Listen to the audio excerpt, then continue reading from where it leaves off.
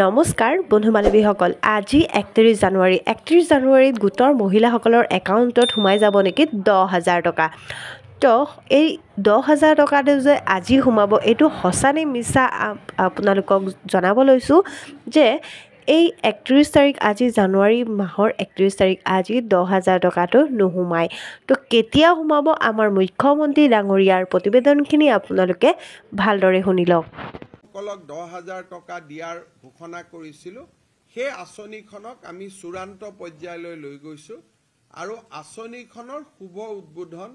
এপ্ৰিল মাহত আমি বিহালী সমষ্টিত কৰিবৰ বাবে সিদ্ধান্ত গ্ৰহণ কৰিছোঁ অৰ্থাৎ প্ৰথম বিহালীৰ আইমাতৃসকলক এই টকা দি পেলাই এই আঁচনিখনৰ আমি শুভ উদ্বোধন কৰিম তাৰ পিছত প্ৰতিটো সমষ্টিতে একোখন মিটিং হৈ এই আঁচনিৰ টকা আমি সমষ্টি ভিত্তিক বিতৰণ কৰি যাম